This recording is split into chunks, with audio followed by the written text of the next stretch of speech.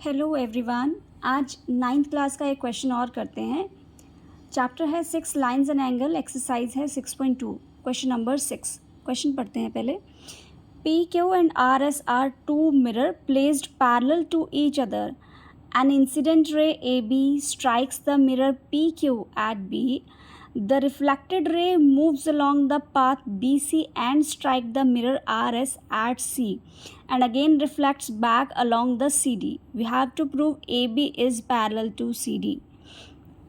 Question में क्या कहा गया है कि ये दो मिरर है PQ और RS, ये दो प्लेन मिरर है जिनको पैरेलल एक दूसरे के प्लेस किया गया है, एक यहाँ पे और एक यहाँ पे प्लेस किया गया है। अब यहाँ एक इंसिडेंट रे है जो ए बी इस पी क्यू मिरर पे स्ट्राइक कर रही है। अगर आपको लॉज ऑफ रिफ्लेक्शन पता हो तो उसमें क्या होता है कि जब कोई लाइट जो है प्लेन स्मूथ मिरर पे सरफेस पे स्ट्राइक करती है तो जितने एंगल से वो लाइट स्ट्राइक करती है उतने ही एंगल से वो रिफ्लेक्ट कर जाती है। देखिए, जब ए जो है ए रे है जो बी पे स्ट्राइक कर रही है पी क्यू पे, तो P आप देखो B के बाद वो रिफ्लेक्ट हो रही है BC पे। ओके, अगेन ये RS जो है RS पे ये जो पॉइंट C है ये अगेन यहाँ पे रिफ्लेक्ट हो रही है, ये स्ट्राइक कर रही है। मतलब अब हमारे लिए C के लिए इंसिडेंट रे कौन सी हो गई BC, और इसके लिए रिफ्लेक्टेड रे कौन सी हो गई CD। तो यहाँ पे दो बार रिफ्लेक्शन हो रही है, एक बार A से B AB जो कि हमारी इंसिडेंट रे है, उसके बाद इंसिडेंट रे रिफ्लेक्ट हो गई है बी सी पे। ठीक है, बी सी अगेन एक प्लेन मिरर है, मतलब एक प्लेन मिरर है, उस पर दोबारा बी सी एक इंसिडेंट रे का काम कर रही है, और उसके बाद सी डी जो है रिफ्लेक्ट हो रही है। आई होप क्वेश्चन थोड़ा सा क्लियर होगा आपको।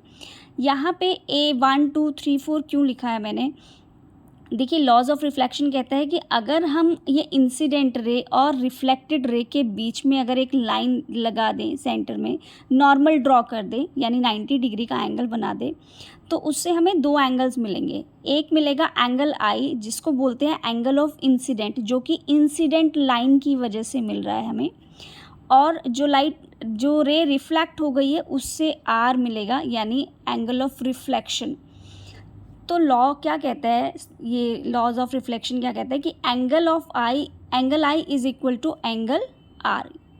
इट मीन्स रिफ्लेक्टेड एंगल और incident angle, both angle are same. यही केस यहाँ पे भी होगा, angle I is equal to angle R. That means angle 1 is equal to angle 2, angle 3 is equal to angle 4, क्योंकि यहाँ पे भी सी एफ नॉर्मल हमने ड्रॉ किया है, आर इनकी हेल्प से कर सकते हैं।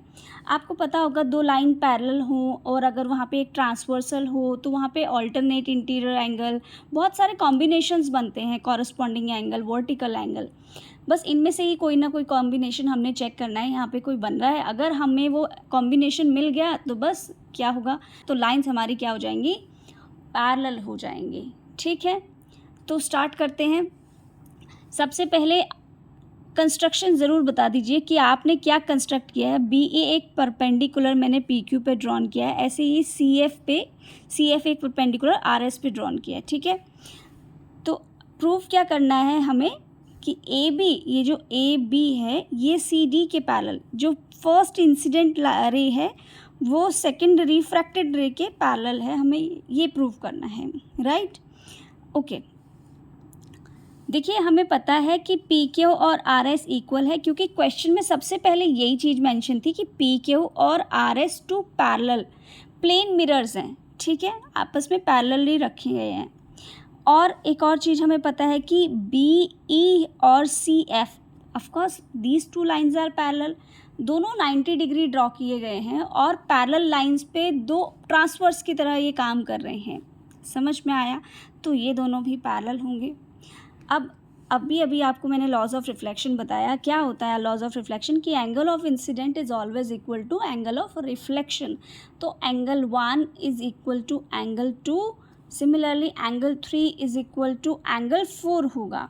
ठीक है, तो by law of reflection angle 1 is equal to angle 2, angle 3 is equal to angle 4। Okay, देखिए क्योंकि बी ई और सी एफ दीज लाइंस जो हमने नॉर्मल ड्रॉ किए थे। बी ई और सी एफ क्या है, पैरेलल लाइंस है। अगर पैरेलल लाइंस है तो ये देखिए बी सी एक ट्रांसवर्सल है, यहाँ पे 2 पैरेलल लाइंस और ये ट्रांसवर्सल है। अगर ट्रांसवर्सल है तो यहाँ पे Z बन रहा है, आपको नज़र आ रहा होगा, E B C F Z, और Z कौन सा होता है, ऑल्टरनेट इंटीरियर एंगल्स का सेट। क्लियर है?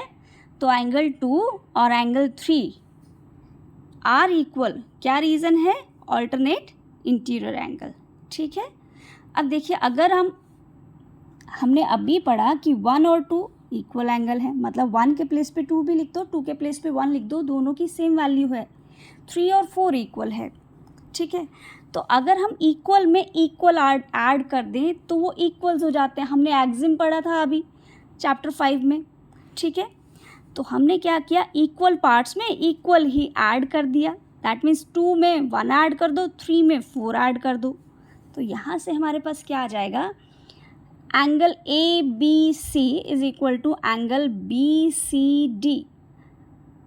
हमारे पास ये बी एंगल यानी जो ए बी और सी ये complete angle and B C D ये कंप्लीट एंगल कॉम्बिनेशन, यहाँ पे फिर से Z का कॉम्बिनेशन लग रहा है। ठीक है, तो यहाँ पे अगेन Z क्रिएट हो गया, ऑल्टरनेट इंटीरियर एंगल का सेट बन गया। तो हम कहेंगे angle 1 is equal to angle 2, angle 3 is equal to angle 4। Again reason क्या होगा, ऑल्टरनेट इंटीरियर एंगल। अच्छा, ऑल्टरनेट इंटीरियर एंगल है, ट्रांसवर्सल है, इसका मतलब ये होगा ये लाइंस पैरेलल है तभी ट्रांसवर्सल ऑल्टरनेट इंटीरियर एंगल।